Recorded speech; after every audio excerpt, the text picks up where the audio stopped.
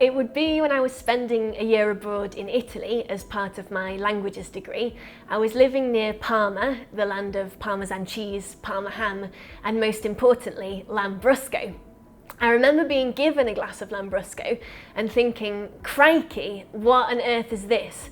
I didn't know sparkling red wine was even a thing, so it was quite a shock, and it really piqued my interest and made me want to find out more about the world of wine. Then later that year, I happened to sit next to an Italian wine buyer on a flight and got chatting to him. As soon as we landed, he made a flurry of phone calls and used about 5 different languages. So I got thinking a job in the wine industry could be a great place to put my languages to use, and that decided it really.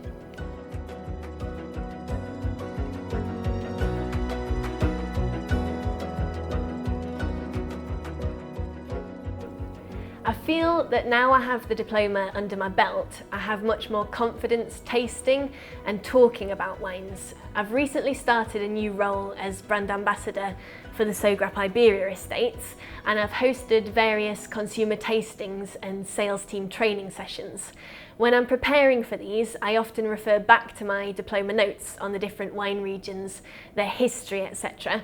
And I also try to tie in a tutored tasting element, drawing on the systematic approach to tasting and quality assessment criteria to explain the differences between the wines and to justify how outstanding they are.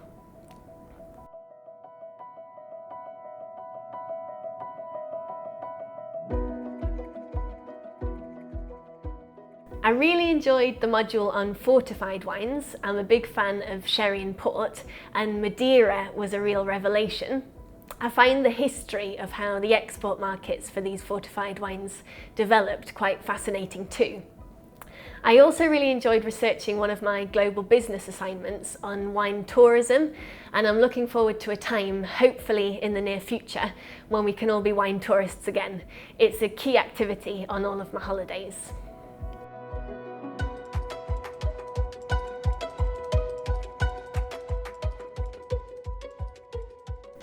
Keep going.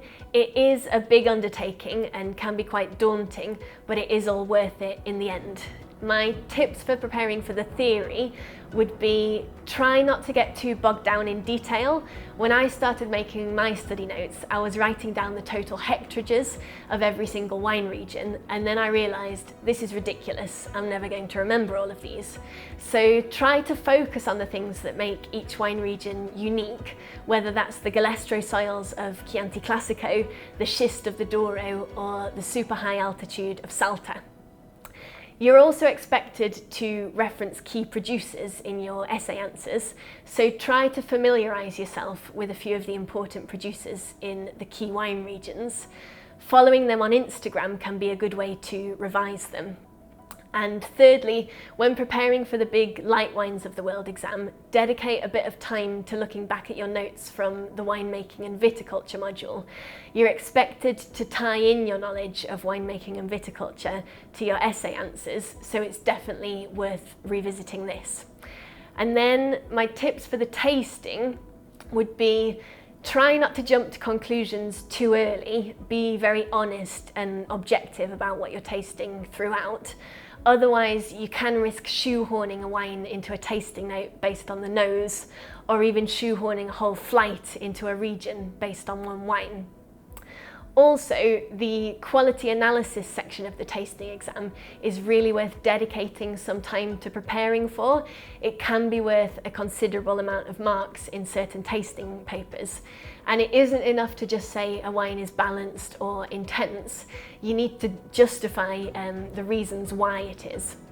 For example, if you're claiming the wine is balanced, justify that claim by reasoning such as the ripe fruit flavours are balanced by a vibrant acidity, and the oak is very well integrated and doesn't overwhelm the primary fruit flavours. And then it's really worth having a quick read of the examiner's reports from previous exams to understand what they are looking for in a tasting note. And finally, I would really recommend doing a little wine mouthwash if your tasting exam is in the morning, so that there's no toothpaste interference when you're tasting.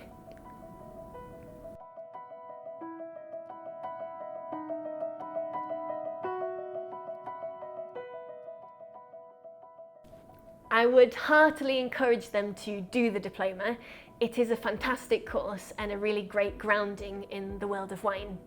I use the knowledge and skills that I gained during the course daily in my current work, and it has definitely opened doors for me and broadened my career horizons. It is a large undertaking and it does require a lot of time, effort and commitment, so you do need to be prepared to sacrifice a fair amount of your free time to studying, but it is definitely worth it. You'll develop some great skills, you'll meet some fantastic people, and you'll taste some absolutely stunning wines along the way.